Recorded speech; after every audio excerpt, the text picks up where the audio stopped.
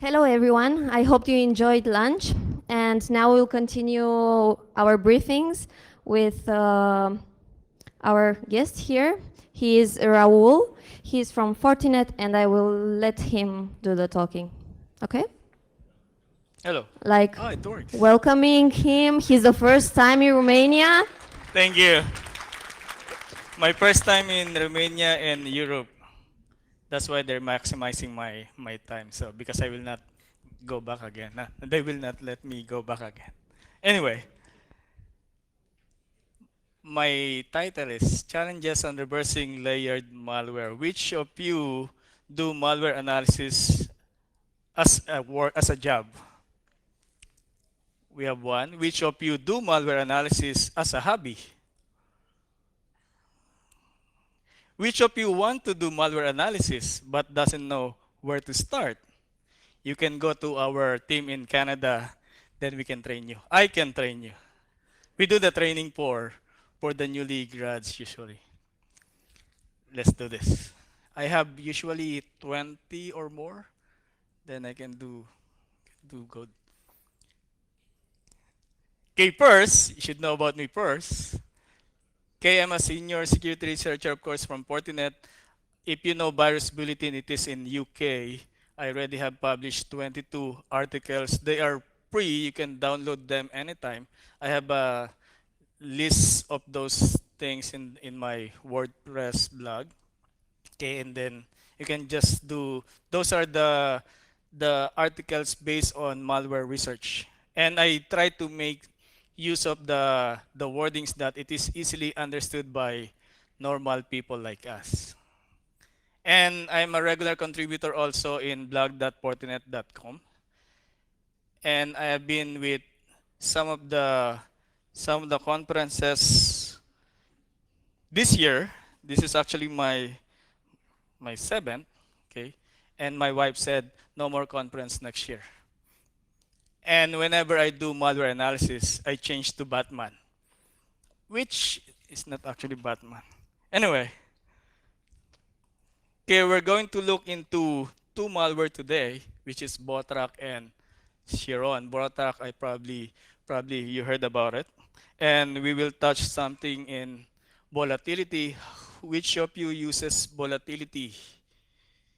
It is used for memory forensics. So we have one and two and three for me. And we're going to look into the malware as a platform. Okay, so much for that. Okay, for Botrak, it is also known as NeverQuest. It is a banking Trojan. It uses a technique similar to Matroshka dal. It has the layering technique. Have you seen a Matroshka dal? It is like a Russian dal. When you open it, there's another dal inside. When you open the dal, there's another one until you get the very small dal. Okay, Botrak uses the same technique in order to protect the malware, the actual executable. It uses DGA.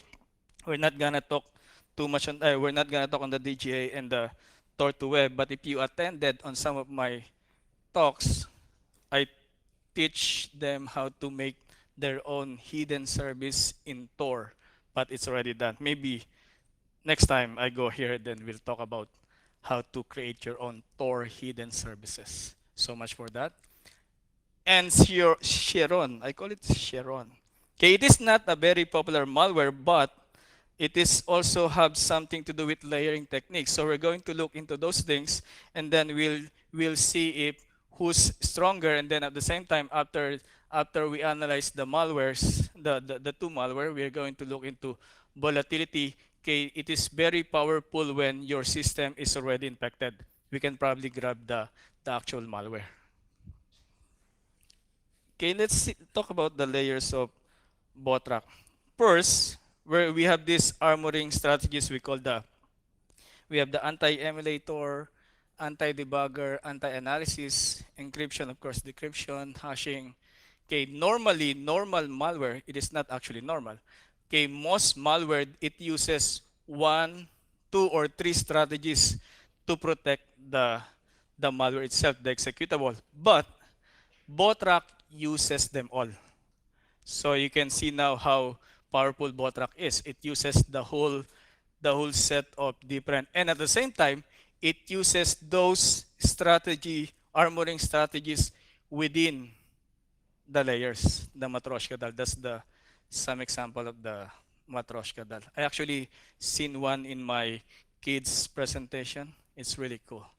You can always play with it, and then anyway. Okay, let's see about layers. About when I talk about layers, I'm actually talking about the actual executable, the AXE file. Okay, so when I say layer one, okay, that is actually the initial malware that you've got from your email, from somebody that from your friend that wants to infect your system. So that is the first layer, the first executable, layer one. From layer one, okay, within the layer one, actually it uses the anti-emulator, anti-debugger, anti-analysis, and we're going to discuss a little further on that. And then we have the decryption. Okay, within the layer one, there is actually an overlay. When we talk of overlay, it is actually part of the executable which is not loaded in memory. When you run the malware, the overlay is still in the file. Okay, what happened is the bot will try to read those overlays to drop layer 2. Again, layer 2 is another executable file. Okay, once layer 2 is dropped, okay, it is now going to execute another group of armoring techniques, which is decryption, garbage collection, decompression, and then the only purpose of layer 2 is to produce layer 3. Okay, the layer 3 is actually compressed, and then it is being decrypted and at the same time decompressed.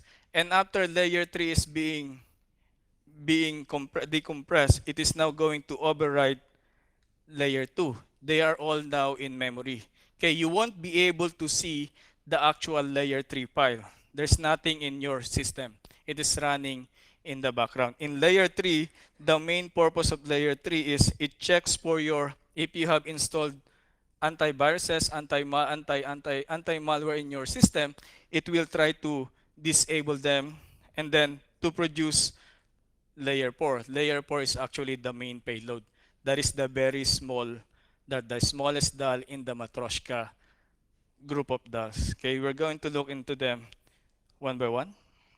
Okay, for the layer 1, we actually have the anti-emulator for the when your anti-malware is actually trying to scan your file. Okay, sometimes it tries to emulate, meaning it is trying to run the malware in its memory, but Botrack uses an anti-emulator technique wherein it uses hundreds of assembly language like this 00 is actually an equivalent of add byte, and it is a normal instruction. But if you have hundreds of that in your malware, okay, your anti-malware antivirus will think that nothing is going on. So it will stop the emulation. Then it is already bypassing your anti-malware, antiviruses, or security applications. Okay, that is the anti-emulator. Okay, we still have anti-debugger inside.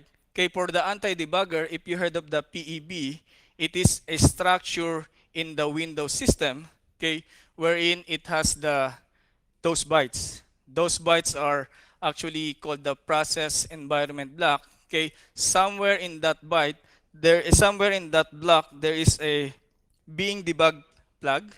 That one. Oh, I can use this. See? Okay, if you are trying to debug the malware or any executable using a debugger like OliDebug, WinDBG, or Immunity Debugger, okay, there is that plug in your system that will become one. Okay, if it is one, that means your applications is being debugged.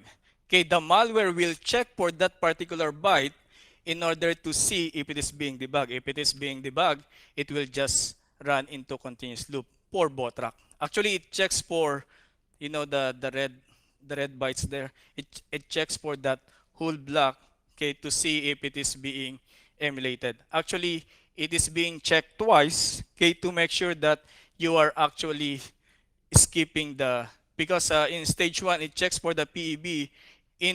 If you try to skip that check because you're trying to research, emulating it, trying to debug the malware, the next stage is still again checking for that PEB, okay, to make sure that it is not actually being debugged. So that is the second armor for Botrack. For the third one, it has anti-analysis. If you're using IDA, have you been using IDA before?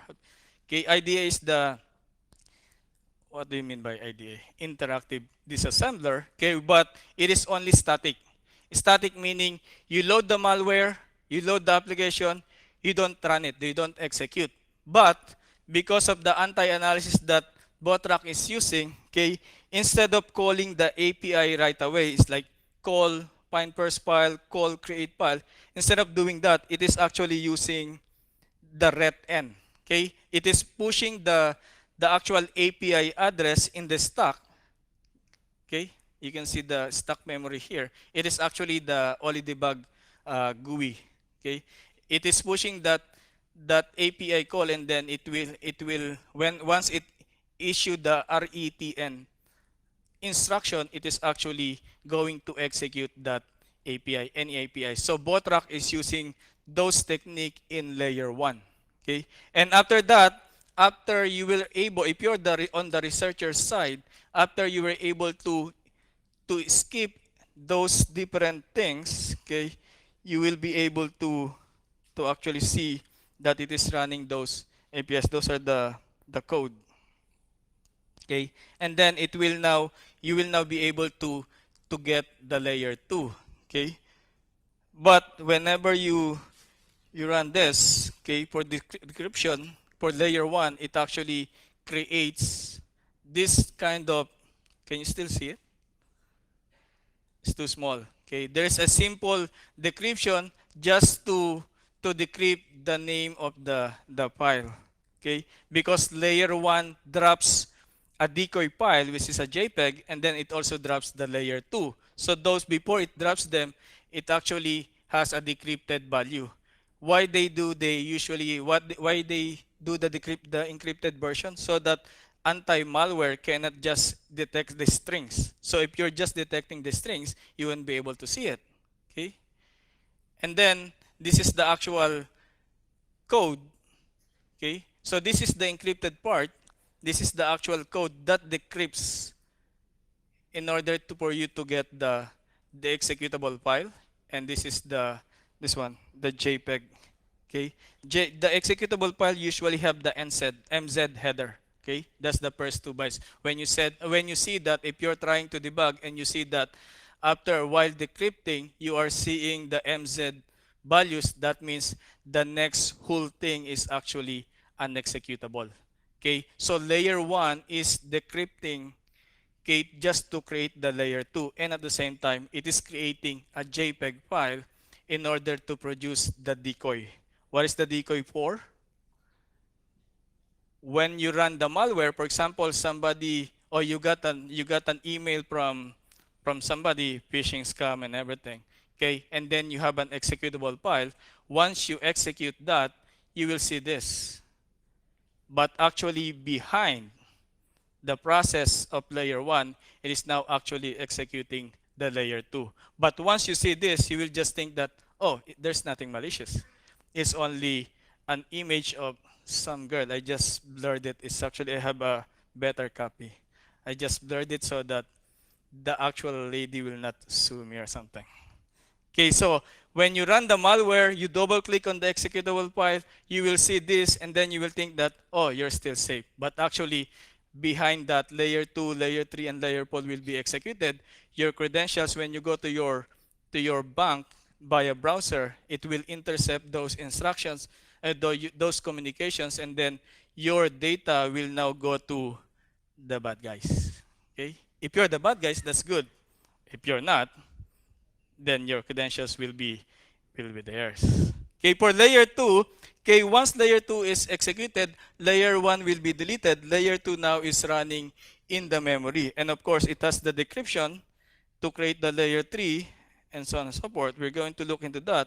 The decryption and garbage collection is all in the same code. What do you mean by garbage collection? Garbage collection is, it is a bunch of instructions for usually researchers like some of us, okay, we look into the code, but malware authors know that we're looking into the code. They insert instructions that are not actually relevant to the malware itself. Okay, it is used for us to delay the whole process. Okay, look at this. Those part that has the comments, they are the relevant code. Okay, and then the rest,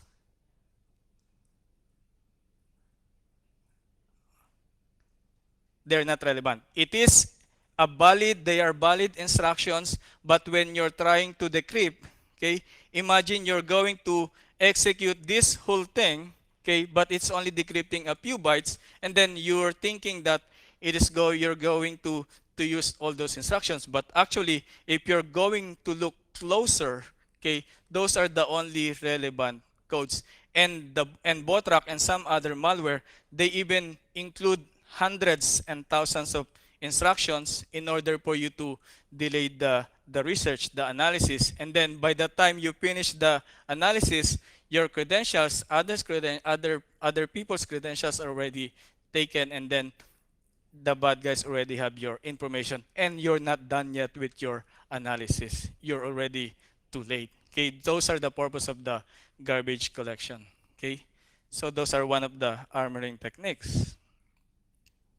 Okay, the purpose is just to produce the layer 3. And then within the layer 3, okay, it uses an API, you can see the code.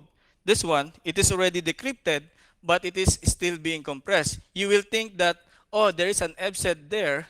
You will think that you just dump this one, and then you can get the actual code, but actually it is not the proper executable yet. It is still compressed. There's an API that decompresses that. Once you run RTL decompress buffer API, you will have this.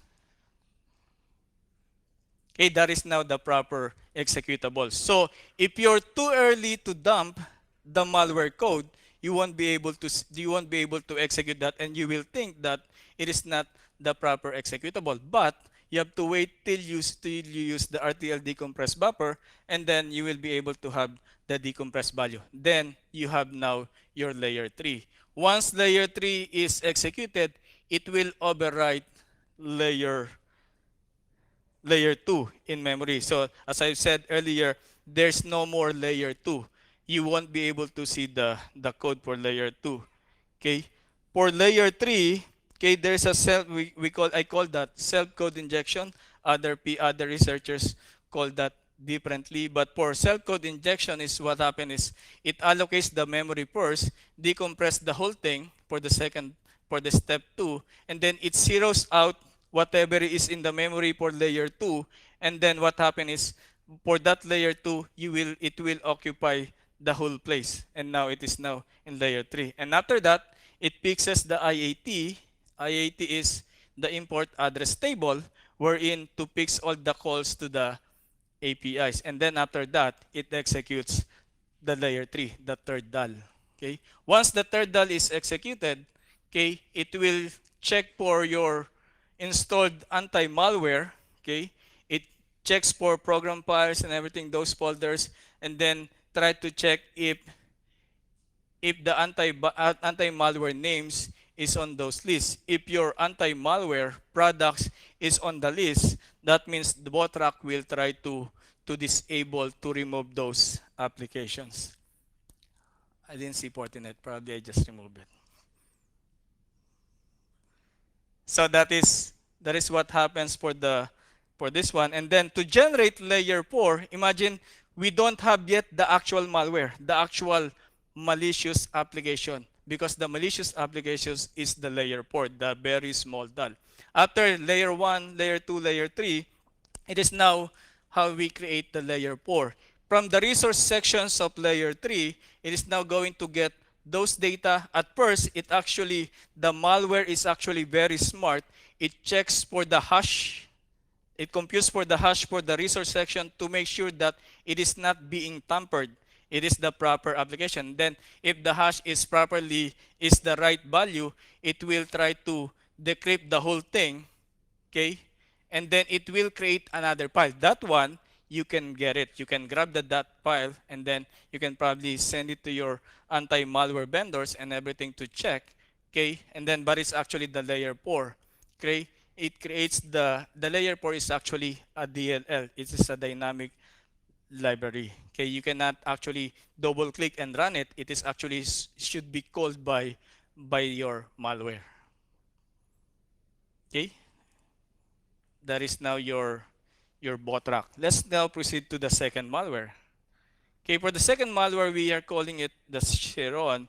Okay, it is not very malicious like bot rack, but as you can see, it also has some layers. Layer 1, it just, okay, the technique is very simple. It will give you a normal looking code. Okay, when you look at it, it will like, yes, you're just looking at calculator.exe. Okay, if you're looking at calculator.exe, compare this code, you're just looking at the same thing. So that means you might ignore the file. That's why probably it's not very popular, because it is smart enough not to, because when researchers look at the malware code and then they see that it is very encrypted, okay, then we have suspicion that, oh, it is a very malicious file, probably it's a malware. Then we try to look for the decryption. But this one, it is not actually using encrypted value, encrypted bytes. It is using normal codes, but actually it is malicious. Okay, it creates TRF number. The sharp is actually converted to any number, TMP file, the temp file, and then afterwards it injects its code to explorer.exe. Explorer.exe is always running in Windows system. That is why it is the very process that is favorite by the, if you're reading virus reports from different malware, you will see that explorer.exe is always infected. Why? Because once you inject your code in explorer.exe, I mean, the malware author injects its code to the explorer.exe, okay, it is being sure that it is going to execute because explorer.exe is always there. Okay, the code injection, it injects layer 2 shellcode. Shellcode is a very small code. The only purpose is what? Is to load the layer 3. Okay, shellcode is the one responsible for layer 3, and within the layers of Chiron, it has the hooking. I'll show you a demo on how it hooks the file. No, it's already hooked. I will show you how it restores the hook API. And then also it gets the resource section as the content of the layer 4 or layer 3. Although there is already the layer 4. Creating the layer 4. Once it creates the layer 4, it actually injects layer 4. No, it's not injecting. It actually runs layer 4 using the run32dll process. It looks like it is being injected, but it's actually running within that. Okay. The drop file is this one. Okay. It has an encrypted code, and then it passes through this code. That is actually the decryptor. And then it is very simple. You cannot just ignore it actually. And then it creates the layer 2, which is the TRF file. Okay, that is the decrypted value. And then the layer 2 shellcode is being executed. It is injected into explorer.exe. What happens is it runs this one. It calls write process memory. That is one of the technique that that the malware uses to inject the code. Write process memory and explorer.exe is the process, and then automatically this particular code is injected to explorer.exe. So simple as that. You can actually, if you're trying to use signature creating a detection for that malware, just check for the right process memory. But of course, it is a normal API, normal application still also using that. So be careful when you try to detect APIs. Okay, application programming interface. Okay, once it is injected, you will see this code, shell code. Okay, it is very small. Okay, wherein you can actually just grab it. But the only purpose for that shellcode is to load the TRF file into explorer.exe process. Okay, this is now the hooking part. Okay, this is the code. Okay, this is the normal NT close. Can you still see it? This is the normal NT close API. Okay, the first few bytes, the first 5 bytes is actually being grabbed. It will be taken and then it will being placed on the part of the shellcode. Okay, and then after that, once the shellcode is executed, it is the memory, the TRF file is being loaded in the memory. It will clean that one. Okay, to restore the NT close file API, and then you will see that it it will be restored, and then you will not think that it is being hooked earlier. So that's how the complication for the hooking part. Okay, so that is now the restored bytes.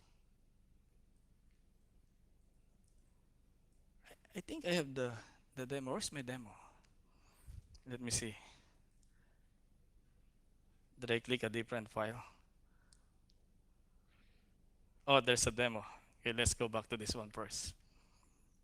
Okay, once the shellcode is executed, it is actually going to earlier the code injection, it uses the write process memory because it only injects a simple number of bytes. But if you want to actually inject an actual file, you are going to use the simple load library API. And then once it is loaded, okay, you run the load library. The main purpose of the shellcode is to to inject the actual executable file using the load library. Once it is being injected, okay, then it will just restore the empty clause. This is the part where this is very fast. This is 1 minute demo. Okay, at first, okay, that is already the hook empty close. You can tell actually if you're going to look into your malware code, you can actually tell that it is already hooked. Why? If you're going to look at this, I cannot even see. How can you see? Okay, the NT create event API, the before the green highlighted bar. Okay, it is an API. The call is mob EAX10, and then there is a mob EDX and something. And then the next one after the NT close API, okay, there's a mob EAX. You can tell that if an API is a clean API, not yet hooked, there is a mob EAX value, right? But NT close, as we are observing here, NT close is actually not mob EAX something. That means if you see that, that's probably a hooked version of your API. Okay, we are going to run, for example, okay, what happens when the hook API is being triggered? It will actually run the malware first, right? It will run actually the code first. So what happened it is going to what? Let's see. I want to see here. Oh, here. Okay, we're going to run the malware, the shellcode. It is going because imagine that the NT close is already executed. How do you execute the NT close? If you close a file, if you close a handle and everything, it will trigger the NT close API. So if it is triggered in explore.exe, okay, it will run the shellcode. The shellcode is already running now. Okay. At first, the shellcode will restore the empty close. This is how it restores the empty close. So earlier, it is instead of mob EAX empty close, it is now called something called the shellcode, and then it will restore this one. See, it already just changed the bytes, and now it is already back to the normal code.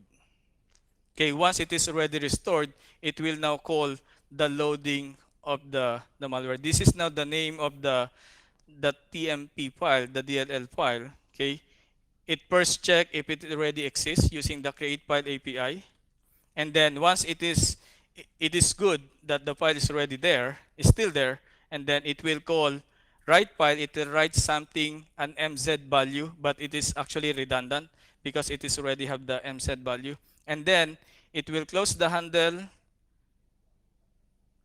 load the library. The load library value is the TMP file.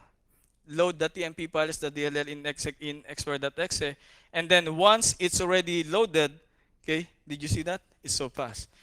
It after it loads the library, the TMP file, it actually deletes the actual file. Again, once you're running the malware, you will not be able to see the TRF file, the TMP file.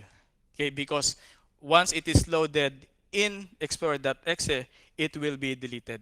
That's how, those are some security measures of the malware itself.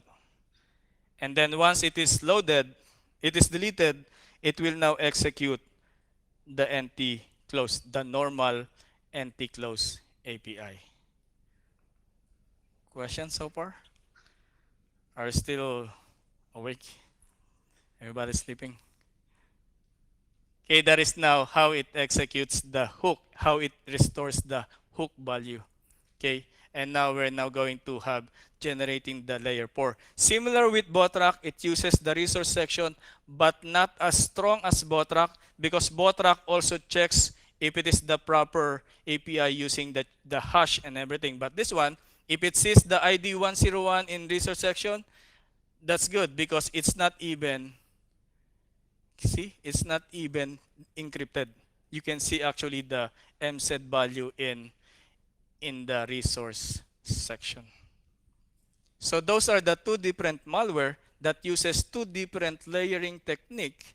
Okay, and now how can we catch them? We can probably catch the original malware, create a detection for that.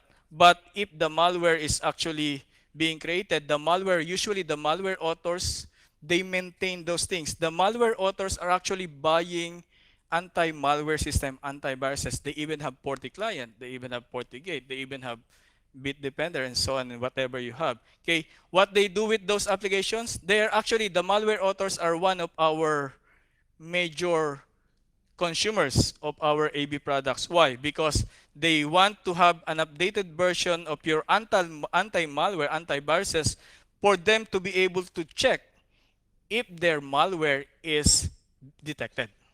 Okay, if their malware is detected, what they're going to do, they will just update the malware. Okay, because they are using layering techniques, any layers, any one of them can be updated, then everything is already upgraded, right? Just change layer 4, it's already changed. The whole thing is changed from layer 1, layer 2, and layer 3. If you change layer 2, it's already changed. The whole thing is already changed. So that is one of the one of the ways that the malware is trying to update the system. If the updated versions of their anti-malware that they bought is not detecting your malware, then they're still good to go. They can still go for a movie, eat some pizza, and so on. But after that, probably they'll be busy for so many nights to upgrade their system. Or probably, if they're, even though they are not yet detected, they already have a new version waiting. They're just waiting for you to, we're just waiting for the good guys to detect them. Then once they're detected, they just upgrade the system. Okay? So this is now volatility. Let's go to the volatility. What happened if your system is already infected? For malware researcher, it is a good thing for us, okay, to have the actual value. We try to analyze it in a clean system. What if your neighbor, your mom, your dad, their machines are already infected? Okay, if you want to grab their malware, okay, you can use volatility. Okay, you can actually, it is free. Okay, it is created by, oh, I forgot the name. Sorry for that. Okay, you can just download that, and then we can actually grab the memory of your infected system. If you are a researcher, usually you are using like VMware or VirtualBox. You can just grab a snapshot of that that part, okay, infected system, and then you can just use that as the memory image. Okay, volatility is a memory forensic tool. Okay, that means you have already an infected system. You can actually analyze the memory image itself. Okay, for Botrack, let's try imagine that your system is infected with Botrack. Okay, and we have seen earlier that we have different layers. Let's see if we can detect the layers. Okay, for Botrack, okay, all you have to do is Run the volatility. Volatility is the B24. Okay, I just renamed it. You can actually have the volatility.exe, and then dash dash profile win xp sp2x86 is actually the profile. That means the image is Windows XP. Okay, if your image is Windows NT or Windows 2000, there's another profile for that. The purpose of the profile is for you to be able to, for the volatility itself to be able to easily understand the image. Okay, and then the botrack.bmem is actually the image. You can just use any name for that as long as you have the right image. The bmem is actually coming from the VMware or the virtual box and so on and so forth. And then let's try to check. PSXView is actually the command in order for you to check the running system during the time of memory grab, right? So for that one, okay, if you can still remember, main out crypted is actually the name of layer 2. Do you still remember? Okay, remember that layer 1 is decrypting layer 2 earlier. It decrypts that file name that is now actually the layer 2. I was able to grab the memory, okay, while layer 2 is still running. Oh no, yeah, still running. Okay, so you can see that the PID for layer 2 for the main out crypted is 224. We're now going to use that process ID in order to check for the malware. You can actually use malfind, okay, MALFIND, to check if there are some malicious ones. Usually, the purpose of this one is it looks for the memory within your memory image for executable and read-writable memory part. That means that particular part maybe has malware codes. You can use that line, you can use that instruction malfind in order po, but you have to supply the P-P224 is actually the process ID. Okay, and then you can actually see that it is actually what's that, the code, the malfind. There's nothing there actually. Okay, if you want to see for the layers, the different layers, if they still exist in memory, you can use Yara scan. Have you used of which of you uses already Yara scan, string detection? We have one. We're two. Nobody. Okay, it is another tool. You can actually have installed it as standalone, or volatility has its own Yara scan embedded into volatility system. Okay, so simply just not a very complicated string. You just have to simply look for the MZ. What is the MZ?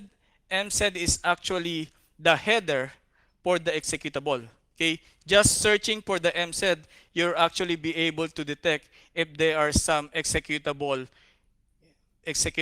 part or layers in your memory. But dynamic linked libraries also starts with MZ. So be careful, maybe you're trying to grab the DLL, the libraries. The libraries are being used by the Windows system.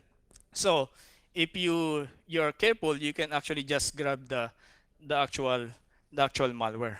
Okay, for the first grab, okay, that is actually the original one, the MZ, and you will see actually lots of different MZ file. One of the indicators you should be able to see that there is an MZ, that is the start of the malware of the executable, and there should be a proper PE. What is PE? Portable executable. That means it is a code.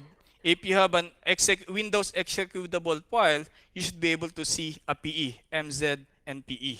If you don't have an MZ PE like this, it has MZ, the next one, but it doesn't have PE, so it is not an executable. So you can skip those. And then like this one, the second one, again, it doesn't have the PE. Okay. In continuation, this one at memory location 40000 is actually the original malware, which is the layer 1. I have the cheat sheet here. And because layer 2, remember that layer 2 is already overwritten by the layer 3. This is now the compressed version of layer 3. Okay? There is a MZPE, but it is not the proper executable. If you will look further, you will actually grab, this is now the decompressed version of layer 3. There's an MZ PE here. If you're going to look back, it is actually, see, the PE is a bit close. Okay, the gap between MZ and PE is a bit is small. That means it's probably compressed version, and then this is actually the actual executable. You grab that in memory, you have now your layer 3. And then there is now this is now the shell code being inserted. This is now the TRF file. And this one is now the layer 4. That is now the last dal. Okay, why how did I know that those are the different layers? They're actually in different memory locations. Actually, I saw that in when you do. We can see that when you do the malware analysis. Okay. Okay, and then again, be careful with grabbing the MZ values because they can be libraries. Okay, if you get the libraries, you make detection to scan the libraries, and then you will create false positive, and then you will be kicked out from your job. If you're doing that as a job, if you're just doing that as a hobby, grab the DLL, you should be still fine. Do not detect the clean files. Otherwise, that's our rule actually. It's better to to not detect a not very malicious malware, okay, than to detect one. It is better to not to detect like hundreds low version of malware than to detect one clean files. One detecting one clean files, especially Windows libraries, you're all dead. It won't run your system and everything. Okay, for Xeron, that is for Botrack. For Xeron, we have two different versions. This one, okay, I executed Xeron, and then I just grabbed the memory. Forensic, just in time. I just named that one. Okay, you have Xeron.exe. I named that the malware Xeron.exe. And then you can see that Explorer, I highlighted Explorer.exe, okay, because it will inject the value in Explorer.exe. Remember, we have two different kinds of code injection. The first injection is actually this one, the malfind is working. Okay, this is now when you use the malfind, you will be able to see the injected shell code. Okay, that is now the injected shell code in memory. You can see that. See, if you will compare that to the earlier demo, you will see the same code, which of course I don't remember that too. Okay, and then this is the continuation of the shell code. See, I saw the shell code in memory by just using the malfind commands, right?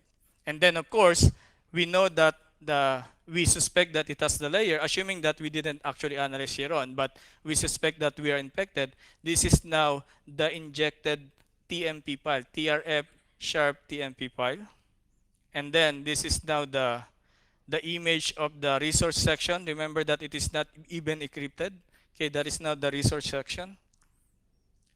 And then now, okay, so I let the malware run for a few minutes. Okay, it is now forensic on infected system. You grab this from the infected system. Okay, you will not be able to see actually the original malware process. Okay, but you will see actually the run DLL. So Sharon was not there anymore, the original malware. Okay, but now you can see that there is an additional process, the run DLL 32. Okay, wherein layer 4 is now executing. Okay, so this is the same one. You can use Malpine to get the shell code. Okay, the same shell code. And this one is actually, there is a drop file, okay, which is MS-HTTPS. That is actually the layer 4 drop file. It is being dropped by the TRF file. That is now the actual running image. And this is now your run DLL32 executable. This is now the one running in, this is now the layer 4. Okay. So those are the for our volatility. You can actually play with volatilities. There's a book for that too. It's not my book, so I'm not trying to sell it for you, but you can actually search for it. Okay, and then you can actually use volatility. There are lots of help file in the internet. Okay, then what is the main purpose of layering? Okay, layering in. You can actually use that as a platform. For example, I created a very simple Trojan, but that Trojan, it is very special to me. But I want to make it because, for example, I'm just new in the industry, but I'm rich. But I want to make my Trojan to spread all over the world, okay? But I don't have the technicality because I'm a rich guy. I'm not saying I'm a rich guy. I don't have the technicality to spread my malware. What I'm going to do, I will contact those techie guys, those bad guys, okay, to to be able to spread my malware. So they will use, say, your my malware is actually this one, the red one, a very simple malware. But I can ask the makers of Botrack to insert my malware as the resource section. And then my malware now can spread everywhere with full protection of Botrack. Get the idea? Okay, I use other people's code, other people's malware, not actually use them. I'm going to buy them to install this one. We call that actually the pay per install. Like when you watch a movie, pay per view. So every installation, I will pay the author of Botrack in order to, it depends on the number of installation. Probably it depends on the agreement, probably 10 cents per installation per computer. But if you have 1 million infected machines, you'll get more money. Okay, even though it is 10 cents per install.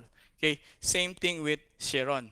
Okay, again, I can contact Sharon probably because it is not very strong as Botrack.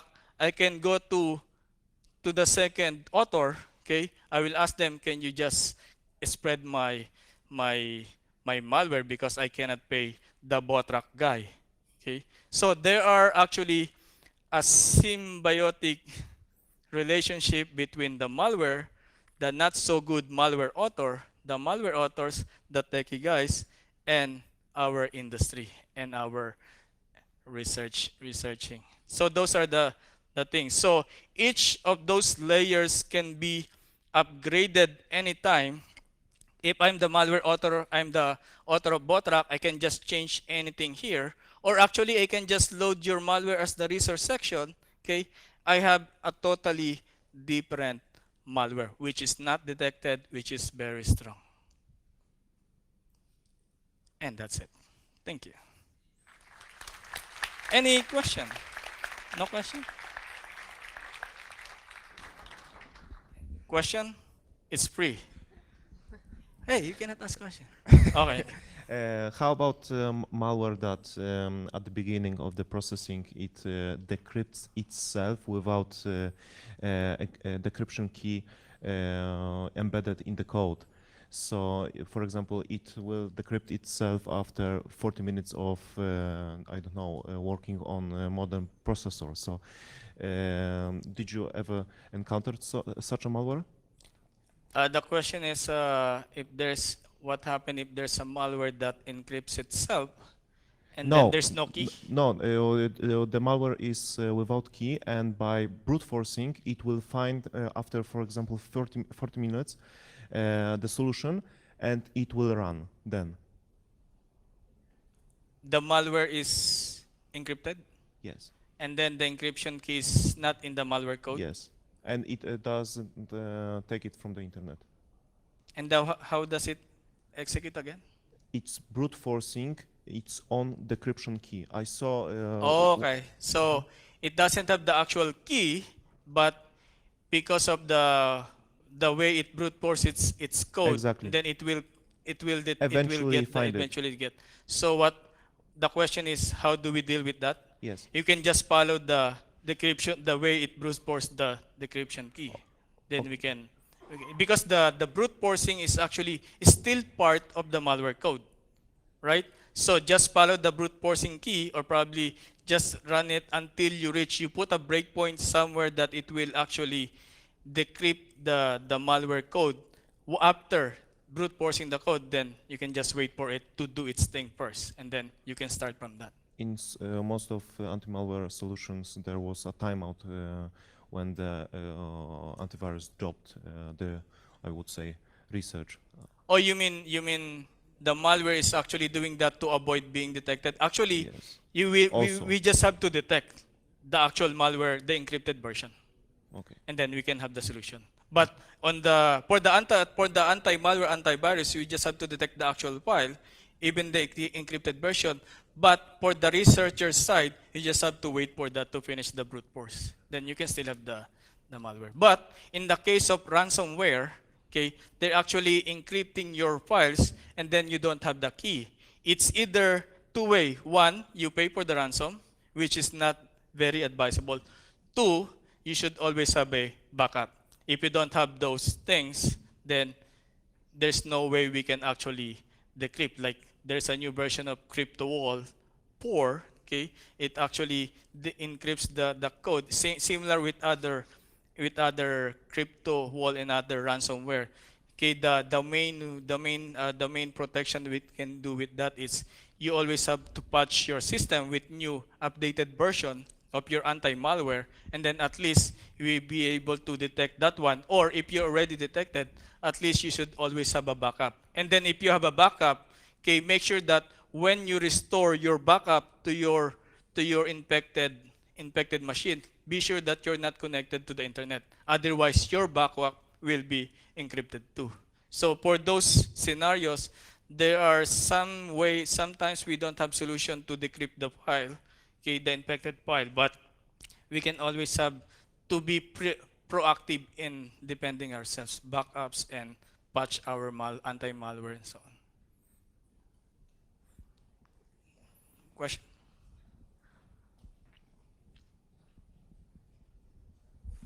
Okay, so my question is, how do you determine when a layer has finished executing? The question is, how do we determine Oli? You mean Oli debug? Sorry? You mean what Yeah, is how, the debugger? You mean? yeah, when you analyze a malware, how do you determine when a layer has finished executing and it's starting the next one? Oh, for this one, if you're just there, you can actually, if you load Botrack, for example, let's talk about Botrack. If you load Botrack into the Oli debug or immunity debugger or win debug, whatever, if you just run it waiting for it to execute layer 2, it will not happen because it has an anti-debugger. The thing is, it's up to you when you have to skip those protection first. Once you skip those protection first, you will actually see that it is producing the layer 2. And then once it's called like this one, the Botrack is actually using create I think execute the process, and then from that means once it tries to run the malware, the new executable, that means it is already done. Couldn't you also automate this detection using volatility? For example, after running, let's say, each instruction, you could search the memory. Oh, you mean automate volatility? There are actually Yeah. some tools that is automating that. So what you can do is you can automate that by running you can automate that using VirtualBox probably. You run the malware from VirtualBox, you stop somewhere. The problem is, oh, the malware is really actually fast. And then probably just wait for 5 to 10 minutes, and then after that, grab the memory, try to scan using volatility, looking for MZ, and then probably you can grab the malware. Okay, thank you. Any other questions? Oh, there's still one. I don't know if you know, but I'm curious, what's the production cost of such malware? What do you mean when they create the... Yeah, how much money they have to invest to create such malware? For the product, it depends on the kind of malware. If you are talking about Stuxnet, okay, you know that Stuxnet comes from a big entity. If you're doing, it depends on your goal. If your goal is to create a malware that attacks nuclear plants, okay, you have to invest very big on that. But if you're just a regular hacker, since you probably don't have any work or any job, and then you just try to make a malware, we cannot actually quantify the cost for that, because since you're not getting.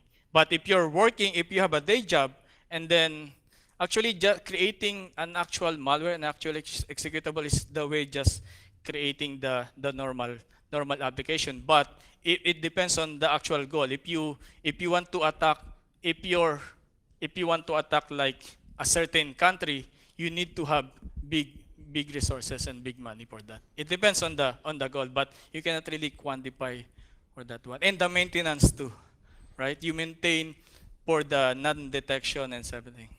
If I may step in, or you can rent the services for creating the malware and the distribution method for like 2 Bitcoins a week on the deep web. Yeah, So- you can just call Botrack authors and the Chiron authors then too, right? So it's like 2 Bitcoins and you have your Yeah. own crypto locker and also the distribution mechanisms, so exploit kits and everything you need to build a website that infects, vulnerable browsers and delivers crypto locker. And it's going to yield you roughly 10,000 a week for about $400, $500. You get 10,000 back if you're into that kind of thing. But if you're planning to do that career, make sure that you have also big resources for you to bail out from jail or something.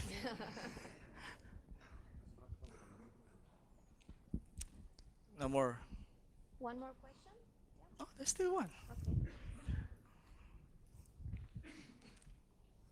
I paid for those guys to attend us so much. What were the garbage instructions that were collecting at the end? Was it NOP or was it something to be erased?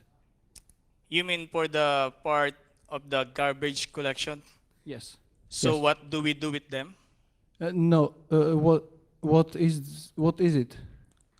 Oh, the garbage collection is actually those instructions. For example, I want to decrypt something. I will just include hundreds of thousands of different codes. They are actually executable, the proper codes. But the main purpose is it doesn't do anything.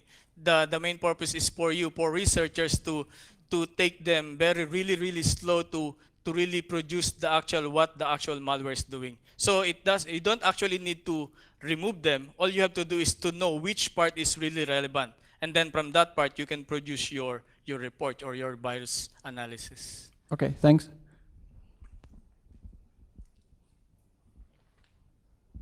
Oh, I paid so many. Where were they? They're not. I think that's it. Thank you so much. Thank you. Thank you too. Thank you, DefCamp.